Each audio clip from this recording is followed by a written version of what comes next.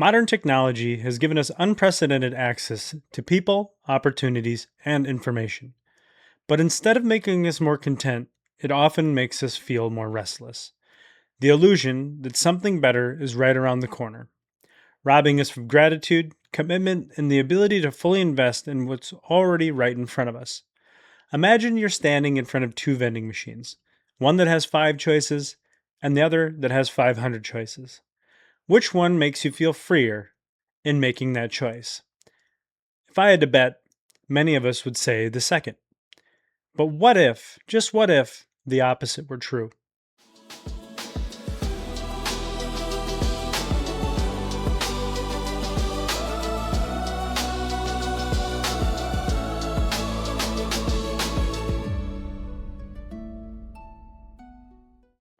Welcome back to Undivided. I'm your host, Adam Maxwell, and we're here to talk about rebuilding your life through faith, discipline, and adventure. Today, I want to dive into the illusion of choice and why more isn't making us any happier. We've never had more options in dating, careers, entertainment, or even friendships. Yet, anxiety, loneliness, and dissatisfaction continue to rise. It's an obvious problem, and the fact is that we definitely don't have too few of choices, and maybe that's how we've forgotten how to choose. And where does that even begin? Where did we run into this, and how did we get there? Some people can point their fingers in many different directions, and as of late, it really seems like having unlimited choices is what's really the problem, or what look like unlimited choices. And I think personally that kind of started with the swipe mentality. And you might ask yourself, where did the swipe mentality even come from? Well, it arrived in 2012 with the launch of the dating app Tinder. And they found that swipe, when you get a new option, swipe over, swipe, it's almost based on the idea of playing cards or even like slot machines. Every time you take a pull on that machine, blam, you got a new option, or you got new cards or new outcomes each time. So each swipe or each pull of the slot machine, it's kind of like you're sorting through a deck of cards, and you never know if you're going to get that winning card or not.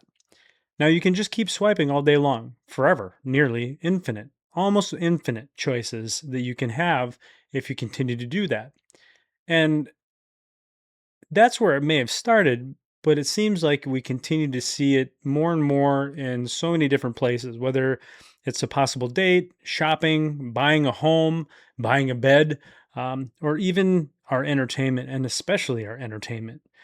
You go on to Netflix or you go on to Hulu or any of them, and it feels like you have unlimited options, even though we all know it's nearly like going to the refrigerator, opening the door, and hoping for a different option, but you continue to see the same things no matter what you do. Um, but that's the problem. If you're to take a step back, really a step back and look at it, you might start to see it everywhere. And to be honest with you, I think that is probably where our relationships out there have begun to struggle, because people are just, they've got so many options and so many choices anymore and so many different facets that they think maybe in their brain, somewhere deep down, that they're going to find something better. They've got this person, but let's just wait until something better comes along. And you see all the time online, well, not all the time, but oftentimes I've seen it, where you get these videos or whatever where um, the person catches the other person with a dating app, right? Because they're always on the lookout for the next better, next best thing. Because the person standing right in front of them, who might have committed their entire life and committed everything that they have to this individual, just isn't exactly what they're looking for, which is going to be the case in 99% of relationships. You might have an idea inside of your head of what you want. And like we've talked about in the past, where did that idea come from? Was it truly you, or was it the influences and the manipulation around you that has caused you to think that way? And not only that, not only relationships, but it's jobs. It's the churches that you go to. It's the people that we've dated, the friendships that become replaceable because you feel like there's a million billion people out there for you. Let us not forget, we all live in communities. Whether you're in a large city, you have a community that you have around you. Whether you're in a small town, you have a community that's around you. And you can only meet so many people because you only have so many minutes in a day. And it's not just there. It moves on to hobbies. It moves on to your interests. It's almost like they're trying to get us all predisposed to ADHD and not being able to concentrate or have any sort of patience whatsoever. Um, I used to love fishing when I was a kid. I'd go fishing all of the time. And I think that fishing is probably one of the better examples of a hobby out there that takes patience and it takes time and it takes effort in order to catch the big fish. You know, you can jump in a boat and bounce from spot to spot, every 15 minutes, but I can pretty much assure you, and you might catch a big one, but it's not going to happen like you really want it to. It takes time and effort in order to do that. I've started fishing again, and I've really started to fall back in love with it because it gives you that time to think. It gives you that time to build your patience, and once you nail that big fish, it's worth every second. So your hobbies come and go, friendships feel replaceable. And again, back to the entertainment, don't even get me started on that because we have what feels like endless options of entertainment. Like they're just trying to keep us busy with our brains. Like we're not already busy enough as it is. And you hear people all the time, "Oh, have you seen this? Have you seen this episode? Have you seen that? Have you seen this show?" And I have to be completely honest. I don't really have much time for that these days. Um, we're a busy youngish family with kids that are keeping us just as busy. So if I have time to sit down and watch a show, I don't know, it feels like I got about 30 minutes, but I try to do a little reading instead. But that's just me. It wasn't always that way either, though. I used to try to find time to really burn some time watching shows or doing things that were unproductive, whether that was smoking weed or drinking or whatever it may be. But um, I just feel like we've become conditioned to behave or believe um, that commitments in life are limiting us rather than making us feel more free. And that's an easy thing to do. A commitment takes a lot of time and energy. And it makes you feel a little more free if you have more choices. I mean, think about it, right? Like that's the mentality that's behind that idea. And it's easy to fall into that trap, right? Because when every option feels replaceable, nothing feels worth investing in. And how do you get there, right? How do you get to that point where it feels that way? And I really think that that has a lot to do with the comparison trap. Um, the comparison trap is, where social media subconsciously and quietly influences you, um, and influences contentment and trying to get you to think about other things or wanting, like I know that you have dreams, right? I know that you out there have dreams. But do we want someone else's dreams or, is the real question or is it your dream that you're after, right? And if you think about it, to covet your neighbor's wife or home or their belongings is sinful. And it's fun, right? Like it's fun to see videos of other people. It's fun to see their vacation pics. It's fun to watch their videos of their special anniversary, and it makes you feel good, right? That little dopamine splash that you get, and things like that. But then you start to see, like that the brand new wife, like or husband, like after a divorce, right? They try to tell you that it's better on the other side when they've got divorced, and you're wishing you had somebody else's lifestyle, right? You hear them, oh, well, they didn't do this for me, they didn't do that for me, and they give up on this big, long relationship that they had because of what somebody else is telling them on the internet. And the problem isn't scrolling and seeing these things, it's making the mistake that those videos are the whole story. Because oftentimes I feel like we project, right? Like when you do something wrong or you've made a mistake or you do something that's like a big deal, like a divorce, for instance, you try to project and make it sound like it's better than it truly is. Because who wants to be wrong? Who wants to look like the fool? Very few people. I'll look like the fool for you if you want. But comparing your life to the next guy doesn't just steal your joy, it can make you question the blessings you were once grateful for on a regular basis. You know, you're grateful for all the things around you. You're grateful for that brand new truck that you got, but you get years down the road. Now you want a new one because your buddy's got a new truck, or they keep flashing that stuff in your face. And that's that comparison trap, right? Choice really isn't the same thing as freedom. You know, at what point in your life, um, do more options stop making us free and start making us afraid of commitment, right? You've had it. I've had it. We've all had it. FOMO, the fear of missing out, right? You know, some people that are going on a vacation or they're going on a trip and you really, really, really, really want to go. And so you spend every penny that you have, or you go against your significant other's wishes, or you have to take out a loan to do it. And it really devastates you because you have that fear of missing out. I had an opportunity this year uh, to go on a trip to Vietnam on a motorcycle trip. Well, I really, really, really, really wanted to go, but I was unable to do it because we had other commitments in our life that are more important. And it was going to cost a reasonable amount of money to go, but I had to choose not to. Now I'm going to see those pictures and they're going to make me, feel a certain way, the way of, comparing my life to that. And I wish that I could have done it. I have other opportunities out there to be able to do awesome things, right? So that's what's going to happen. But when you're afraid to commit, there's also like analysis paralysis, which is you analyze things for so long and so many different options, you just freeze and you can't make a decision. And you sit there and you got four things in the cart on Amazon because every time you look at something, you're like, that's right, that's the good one. There's 4.5 stars. And you start reading the reviews, and you're not sure which ones are paid for or which ones aren't paid for, and you don't know what's good, bad, or indifferent. So having 15 different, I don't know, kitchen mixers that you want, is that good? Is it good to have that many options?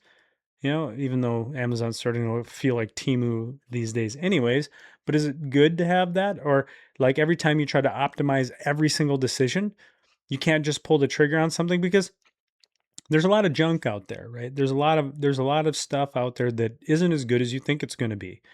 And whether that's a television show, whether that is a utensil that you need in your kitchen, whether that's a rug that you want, whether it's a new car or a new this, that, the other thing, a new relationship, a new person to be around, new friends, you're optimizing every decision that you're going to make. And when you get too many decisions or too many choices, it just stops you in your tracks, whether you know it or not. And sometimes you just pull the trigger and you buy something and then you get it anyways. And you're like, oh gosh, maybe this wasn't the best decision. Maybe this person wasn't the right person just because they look so good on the internet. And that's the other part about it too, right? Like, not to get into the relationship side of things too much, but when you're trying to choose an individual on these dating apps and stuff like that, it's just like Amazon, where people can go on and do reviews, or companies can pay people to do reviews and make it look or make it sound better than it truly is. And people do that on dating apps all the time. Some people are truly and bluntly honest. I've seen some stuff out there that I was just like very taken back by, but hey, at least they're being honest about who they are, as opposed to somebody trying to powder powder coat, or make it seem like they're better than that they are. And then you meet them and you're like, this isn't the same person that I met or saw online, or their pictures from an old picture, or it's manipulated, right? And like, that's the other part about having too many choices. But anywho, what I'm after is, you start feeling like real commitment means that every yes closes the door for countless other possibilities. And the question too is like, were we ever supposed to have unlimited options? Because that's what it feels like sometimes. And I don't think that we were. We were supposed to have X amount of options, and you had to make a good choice, and that allowed you to be able to commit to something or make good positive changes in you to be a better person for that other person. Or you would go somewhere and you'd get one product that you knew was good, right? Because we didn't need this many options in the first place. But people want to sell their stuff. People want to sell themselves, and they want to give it up to never failing, right? Like we chalk it up to failure if we feel like we missed an opportunity? Is that what it was? Was it failure because we missed out on something? Or is it okay that we missed out on something because something else, another opportunity may present itself if we're just patient in life? Or is it the maturity, is it the maturity is what tells us that commitment gives us the steady ground? I believe it's maturity and patience that allows us to really see what's worth having and what's worth living, right? So freedom isn't keeping every door open. Freedom is walking confidently through the right door. Um, and again, that's not easy to do when there's a million doors to potentially walk through. But who's doing that to you? Is it you? Um, or is it what you surround yourself in or the people you surround yourself in? I guess is the real question. And what's the cost of, you know, what's really the cost of keeping one foot out of the door when you're in a relationship or when you're in a commitment, whether it's a business that you're trying to commit to or another human being that you're trying to commit to, right? It's easy to want the benefits of commitment, but also the mindset that there are other people or other opportunities or endless possibilities out there. What causes most of these cases to occur, right? Like your emotional unavailability or the fear of defining the relationship, like we're actually boyfriend and girlfriend. Like you see it sometimes online where somebody will be like, "Oh, are you guys, boyfriend and girlfriend?" And one of the two doesn't want to answer the question. Well, why not? Because you're afraid that, you being recorded saying that you are taken is going to keep you from getting the next person, or you're just glomming on to somebody to get to you know, the next individual or, the next stepping stone in life. And how do we change that, because constantly wondering if there's something or somebody better out there, um, it really makes it difficult to commit, right? Like if you're always wondering if you're going to find somebody better, and I don't want you to think if for even a second that I'm trying to say that if you're in an awful relationship to stay in it. If somebody's abusing you or you're being taken advantage of or they're an awful person, get out of there. But if they're a decent human being and they treat you well and they try to make things work and they try to make you happy and smile and they're funny, and maybe you just need to stop for a second and really take that person in and really take some time to get to know them or get to know what you're trying to accomplish in life. Go have a little quiet time with yourself. Go for a walk without earbuds in, or go for a motorcycle ride and think. Um, it's helpful to have those patience, right? Because um, avoidance of of this vulnerability, because calling it quits feels easier is a mistake, right? Like if you have vulnerability for somebody and you allow them in, it sometimes feels easier to quit than give them that, right? Like to give them you. So you got to ask yourself, how deeply can you know someone if you're always prepared to leave, right? Like if you're ready to just walk out the door, how can you get to know somebody, or how can they get to know you? And if you really like them, because with the algorithms the way that they are, as we've spoken about in previous episodes, um, it's hard to really settle on one because of all the options that are out there. But If you have somebody or something around you that seems right and seems good, take advantage of that and try to roll with it. But you can't build roots if you sow your seed in poor soil. And the question is what does God or what does Christianity say about all of this? Pretty good segue. But Christianity repeatedly calls us into the covenant. Covenant is to give yourself up or give yourself into to a relationship. A covenant is a relationship between two people or two partners who make a binding promise to each other and work together towards a common goal. Because being alone forever is definitely not what any of us want to do because we are a social creature. But throughout the Bible, there are so many examples of the covenant. You can there's the Noah covenant, there's the Abrahamic covenant, there's the Mosaic covenant, the Davidic, and the new covenant with Jesus Christ. Um, the covenant isn't meant to limit you or your freedom, right? The covenant creates conditions where trust, growth, and love can truly flourish. Um, and that's where marriage comes in. It's the effort, the effort can be extremely immense from time to time, it can feel like, but other times it can flow like water. A marriage or a relationship can really feel just awesome and easy, especially in the beginning, right? When you're still in that honeymoon phase or whatever, a relationship can feel like it just flows, and that's great. But with immense pressure and the covenant between the two, between one another, it can make a marriage from being on the rocks to turning into diamonds. That pressure, if you get through it and you commit to that person and you commit to the idea of moving on and moving forward to a shared goal, um, you can really, really take a okay relationship and turn it into something truly special.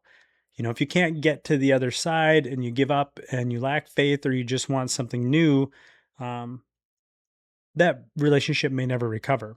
And I pray every day that it does. I hope that if you're in a relationship where you're having troubles and you're on the rocks, I hope that that pressure that's going on there and you really commit and you really give it your all in that covenant, you can turn that relationship into diamonds, right? And it goes on to the church too, not just relationships with a singular individual, right? The church, your devotion to the church is its own covenant between you, the congregation, and God. You have to really commit to that. It doesn't just happen. You can show up every single day and sit down and warm a seat if you want to, but if you really commit to the church and you have a covenant with that church and that congregation, then you are going to go out there and you're going to try to become a disciple or bring other people in to become a disciple. It's it's the best thing that you can possibly do.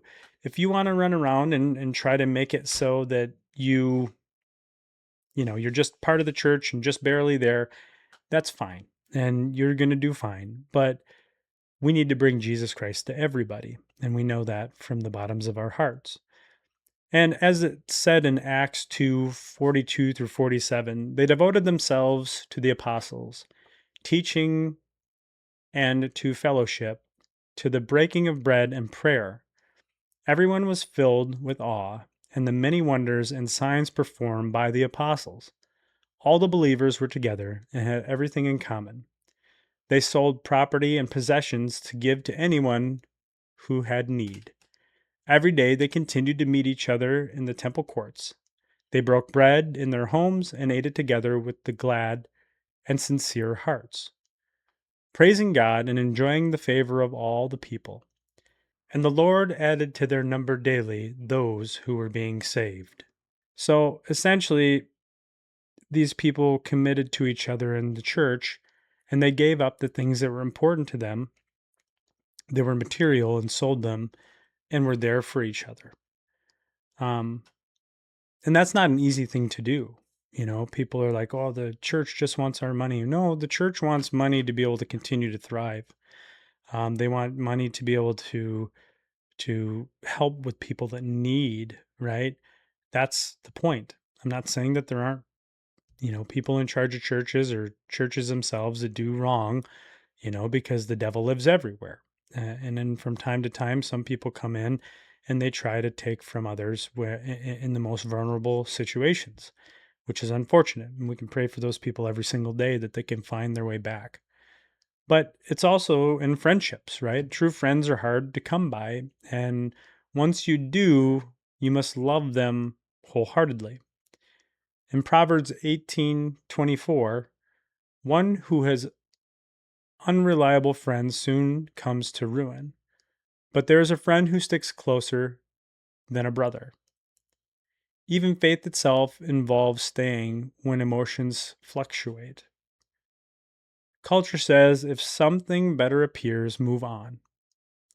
But the gospel says that faithfulness transforms both people over time. So if you have the time and you have the faith, it will transform you into a better version of yourself, and I can assure you of that. And again, back to it. Don't think that I'm saying that if you're in a dangerous or abusive situation, that you have to stay there. The point is about an ordinary relationship that may have lost a bit of its luster or the spark, if you will, that it requires a bit of perseverance to grow together, not to endure harm. Everyone deserves a beautiful life with the one that they love, but I know that life is definitely not perfect. So you have to make sure that you're safe. If you're not safe, don't stay. But if you're in a good relationship and the world around you has compared you to it, and it feels like maybe this might not be it, maybe there's something better, I'd really, really hope and I really ask you to try to take the time to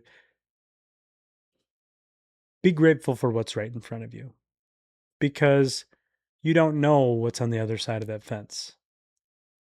The devil you know is better than the devil you don't know. So take your time, because love isn't proven by always having options. It's proven by faithfully choosing the one standing right there with you. You got to try to stick with it. Otherwise, you may lose something that was special.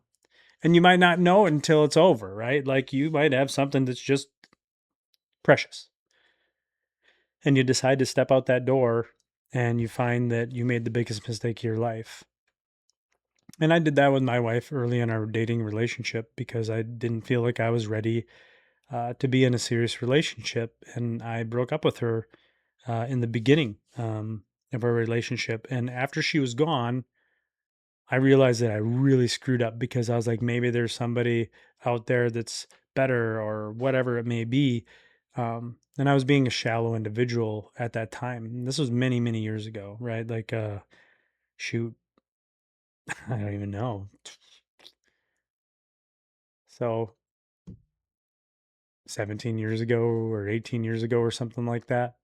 So it's been a long time. But at a young age, you sometimes think that there's going to be something better out there. But boy, was I wrong. If I would have chosen somebody else, I would be kicking myself so hard. But I wouldn't know probably. But either way, I would be because I found something good. Um, so what you need to ask yourself is like, how do we choose well in an age where there's endless options? It happens to all of us, right? We're surrounded by stories and reels and shorts um, of the things that we don't have, right? The shiny new. The younger, the faster, the stronger, the more beautiful, if you will, um, the sexier, all of it. Like, when does it really truly stop? When does it stop where you can be grateful for what you do have rather than what you don't? Because the way that the algorithm works and the way that people are trying to make money is to give you something or try to make you feel like you can get something that is out of reach. And the thing is that it stops when you decide to stop it. Start limiting your unnecessary comparisons, right? Take your feed and change it. Go in and say, this is something that I'm not interested in. Go out there and find things that are reality, that you are interested in. If you're going to be online, if you're going to be on social media, if you're going to be on these feeds and reels and stories, make sure that you are changing them and molding them for positivity. Get rid of the bad people. Get rid of the girls that are trying to take your soul, right? Like, get rid of all of that crap that is going to make you want something other than what you already have. It's not easy to do. And sometimes we're like, "Oh, this is harmless," but in reality, it's not. Because if you see something that you want or you feel like you want because it's a newer model, it's going to make you want it even more and more because you're going to slow down, you're going to look at it, and then you're going to get more and more of that on your feed. And you have to actively control your social media feed. Go find the people out there that are going to help you. Go find the people that are out there that are going to have good things to say. Go tell people about the people that are trying to help them, like me. If there's individuals that that need to hear this stuff, right? They need to practice gratitude every single day. Practice gratitude. Be thankful for the things that you have. Like, take a minute each day, even if it's at like dinner time, and share with each other, at dinner, like what you're grateful for that day. What happened that day that made you really take a second to think? Because thoughts are fleeting if you don't take a moment to either write them down or talk about them. The good can go just as quickly as the bad. You, like I said too, you need to set boundaries on social media so that you're not focusing on all of these other people's things and wanting and coveting other people's stuff. Because when you covet other people's things, you start to become jealous. You start to, want other people's things, and then you try to get them, you try to gain them, and you start hurting people around you, right? Um, I heard an old guy today. I have breakfast every Monday morning with this group of older individuals. Hold on. And what did he say? He said, "You got to screw over the people that you love because the people that don't love you or don't like you won't ever give you the chance." And I was like, "Wow, that's some that's some stuff, right?" Like, whether it's a multi-level marketing or, a pyramid scheme, right? Most of those pyramid schemes, they like push you to go and sell a product that's garbage to the people that you love. And you screw over the people that you love because you know, the people that love you are going to try to make your life better, but you can't screw over somebody that doesn't like you because they're not even going to give you the chance. You know what I mean? So those people out there that you don't know, they probably won't even like you in the first place. So why would you screw over the people that love you to get over there and try to get somebody who doesn't? Because that person that doesn't love you or doesn't like you is going to take it from you quicker than anything else. But you got to also focus on your personal goals in life. And I've back to the journaling factor of it. You can go back to the episode about journaling. Um, and it goes into writing down your personal goals and what you're trying to get to, where you're trying to get, and using like instead of using the comparisons to be envious of other people, use the comparisons and motivation as motivation to attain your goals in life, to attain the things that you really want. And whether it's sports, whether it's a new home or a new place you want to live, instead of letting those comparisons, drag you down and make you feel bad, um, use them as motivation to get your goals. The ones that you wrote down in your journal that I've talked about in the past. Um, and try to really truly invest deeply into fewer relationships out there.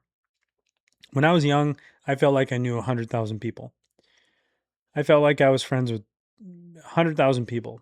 And as I got older and I had a child,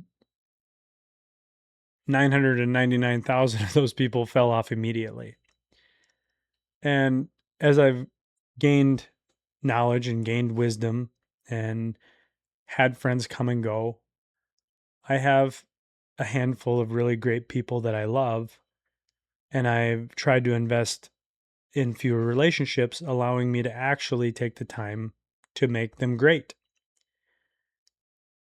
And if you haven't already learned that, give it a little bit of time. And as you become older, you'll realize who's truly important or who your ride or die is. Who can you call at 2 a.m. when your car's broken down on the side of the road and you have a flat tire? Probably AAA would be a good idea. Everybody's sleeping, so leave them alone. But I mean, in reality, like, that's who you need to really take the time and invest more time in the relationship or the people that are ride or die. Because if you keep trying to chase perfection in relationships or in friendships, you know, you're going to come up empty handed. You've got to learn what to appreciate that's already good in your life. You have to open your eyes to the ones around you that, have your best interests at heart and give them all you have. And sometimes you'll think that a person is that person, and you find out over time that they're not. And that's okay too. Because when I go and I hang out with this old group of people at the community center, when I first started hanging out with these folks, I walked in and I was younger than them by 30 years. And these people have been through probably a gambit of friends in their time. And in the beginning, they're, the old ladies, they invited me over. They're like, "Come and eat with us." And I sat down between, and the ladies are on one end of this long table, and the guys are over here on the other end of the long table, which shows you that there's a difference between men and women immediately. um, but I sat down in the middle between the two, off to my left and right, and the women were very welcoming because women are nurturing individuals. The men, on the other hand, it took me weeks for them to truly talk to me and to begin to trust me because they are the guardians of their family. And they saw this young guy come in and they're like, "Is this guy here to help or harm?" And I'm not there to help them do anything. I was there to, I felt like God drew me into this crowd. I I've been recovering from my back surgery over, the last 13, 14 weeks. And about week 2 or 3, when I could start walking, I'd go for walks every morning. I'd walk past the community center every Monday. And I'm like, I just kept getting drawn into that establishment. I'm like, what in the heck is going on? And so finally one day I walked in, a young man, and it was like the needle scratched across the record when I walked in. But they were kind, but they were not going to give me themselves. They were not going to give me them right away. And that's something that you learn as you grow older. They keep their group tight knit. They invest their time with each other. They give each other all of themselves. And you know what the craziest part was that I figured out is there's usually about 6 or 7 guys that are sitting there at this table. And as they sit at this table, I start to learn who they all are. And 50% of them are, I hate getting into politics, but 50% of them are conservative or Republican individuals, and 50% of them are Democrat or left wing individuals. And they all know that about each other, right? But they still sit down at the same table and they still act friendly to each other because they're friends. They don't let their politics get in between their friendship. Oh, I'm sure they've had heated conversations and they've learned, okay, I can't tell this person any differently. I can't make them believe what I have to believe. And each person's life is a little bit different. One guy's a rich farmer. One guy has had hardly a pot to piss in his whole life, right? They're different. They come from different backgrounds. So one feels like they're more successful under one, and one feels like they're more successful under the other because one needs more help financially than the other one does. And the one that has the financial, stability can make bigger investments in different, just has a different life. But the beauty of it was that these people practice gratitude intentionally with each other, right? They truly appreciated each other, even though they were different and very different. Um, I'd like to see someday where people that have different political views can sit at the same table and have conversations like these people, rather than this hatred that's going on out there. I pray every day, and I'll continue to pray And I'll put you on my prayer list along with these many other people that I have here. But you all need to start practicing gratitude intentionally. Whether you need to start a gratitude journal where you can just write down each day what you're grateful for that day. That's all you have to put in there. You don't even have to go long. It can be one sentence. Or each day, take 10 minutes to notice your surroundings and what you truly do have, right? And I think that there's times where, like, my wife and I and my kid, our son, we're moving to Montana. It's a new journey. I cannot wait to get there. It's something that I've wanted to do for a really long time, and people question it and wonder why we just want to go. But, you know, I've looked around and I am grateful for everything that I have. I live in a home that I never thought I'd live in. I've got things, I've got work vehicles and tools and all the things, and I am truly grateful for those things. But I have a calling, and I'm being called to do greater things out there in the world, and I've been called to Montana. And that's where we're really going to get this thing going, and I cannot wait to do it, and I look forward to spending true time with you individuals because I've got so much in the works. But what I'm trying to say is that you have to really look around and take in what's around you. Express gratitude to others. Tell other people around you how grateful you are for them and how important they are to you. You know, it's all right. It might feel a little bit weird at first, but really tell somebody how important they are to you before, you know, they're gone or before they don't care anymore. But the gratitude rituals at the end of your day too, or, like I said, sharing what you're grateful for at dinner time. Um, a meaningful life can seem hard to grasp, but like everything else, it takes practice. It just doesn't happen overnight. You don't become phenomenal at it. Um, like baseball. My younger boy plays baseball and he loves it. And thank the Lord he loves it because it's one of my favorite sports out there. I think it's very impressively mental and physical, and you have to really train hard for it. But as he was younger, when he was a younger person, younger boy, he felt like he should know how to do it perfectly right out the gate.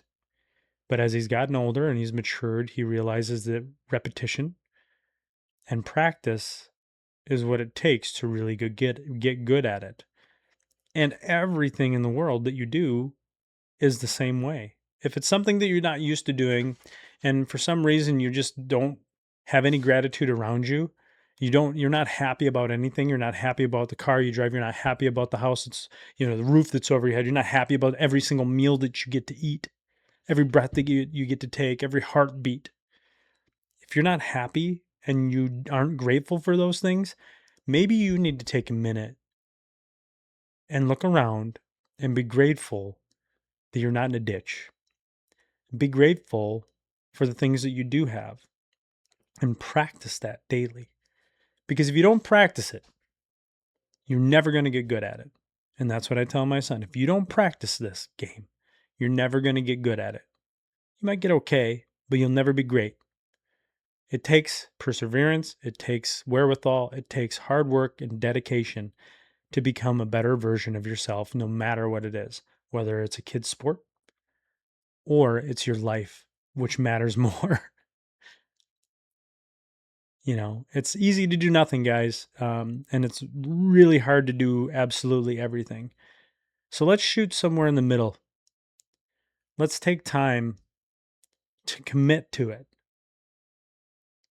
Choose one area in your life, right? Like let's do this. How about you choose one area in your life and you focus on that, and you begin to use, you know, um, gratitude rituals on that one specific area you're lacking, whether that's a friendship, whether you have a friendship that's failing or ailing, whether that's your spouse because you guys don't really hit it off anymore, or you feel like the spark is gone, or your girlfriend, right?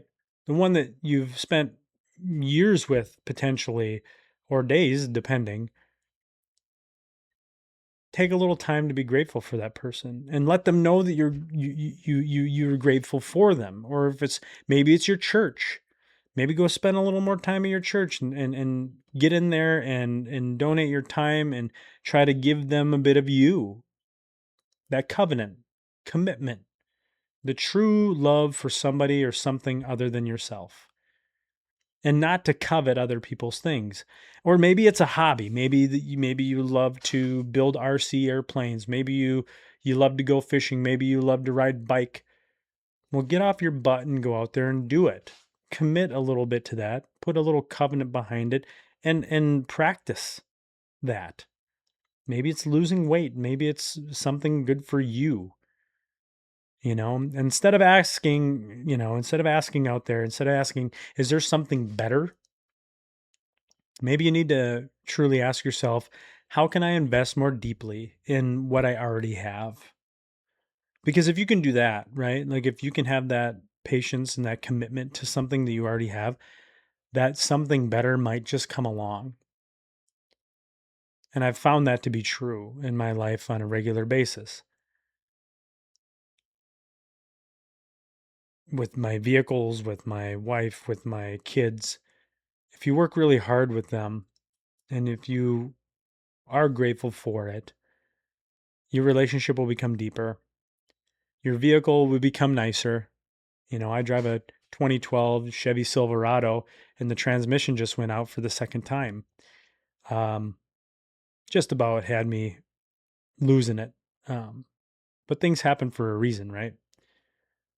Just put a new tranny in it, but it's cheaper than buying a new truck. I can tell you that right now. And I love her. Veronica is her name. So, I'm a moron. Um, so, like I said, how can you invest more deeply in what you already have? $6,500 is how I invested in Veronica the other day, which made me want to throw up. But like I said, it's cheaper than going and buying a brand new truck that's going to cost me even more each month.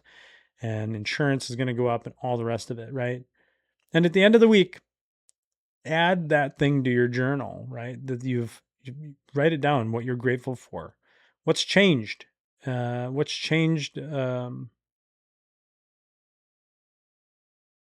You focused on depth instead of the novelty of the new.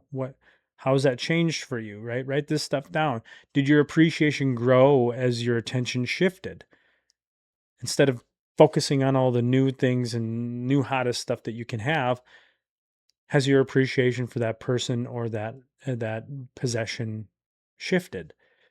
I hope it's a person, not a possession, but sometimes we don't have that person in our life and we have to go out there and get them. But the greatest relationships, careers, friendships, and faith journeys aren't built by people who found perfect options.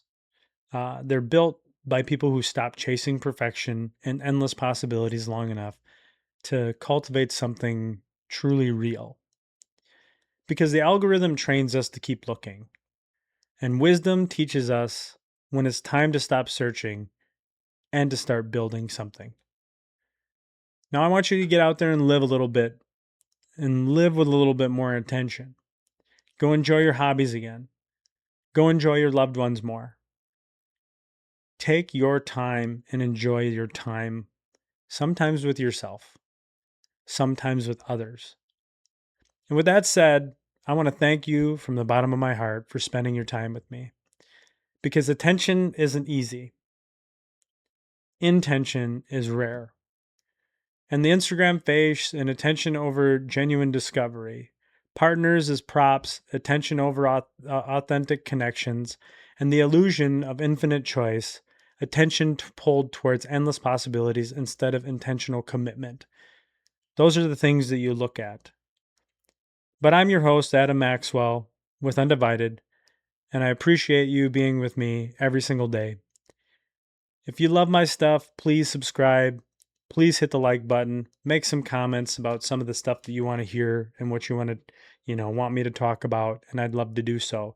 Please visit my website, iamundivided.com, and send me a message and check out the new stuff that I'm working on daily. I love you guys all, and I can't wait to see you next week. I will talk to y'all later. Peace out.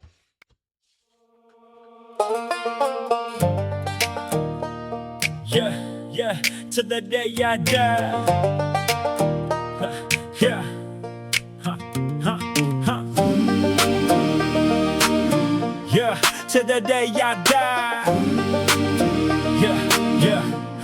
Yeah, I woke up on my knees with a war in my chest. Praise God for the morning and the breath in my breath. I've been fighting these demons with a cracked up heart, but you held me together right here from the start. And I got blood, sweat, and tears on these worn out hands. Still I lift them up high, if you understand. Hands to the Lord, hands to the Lord. I want a real life, not just a vibe. Hands to the Lord, hands to the Lord. I'm gonna love you right till the day I die. Yeah, you in that back porch light with the screen door side, talking about babies and a home that we might build. Not chasing some feeling that fades with the night. Just a table full of laughter and a life that's real. And I got blood, sweat, and tears on these worn out hands. Still I lift them up high, if you understand. Hands to the Lord, hands to the Lord. I want a real life, not just a vibe. Hands to the Lord, hands to the Lord. I'm gonna love you right till the day I die. Yeah, when my friends call out, I'll be there again. Through the smoke and the rain to the very end. If I fall, if I break, you won't see me run. I'll keep showing up like my father's son.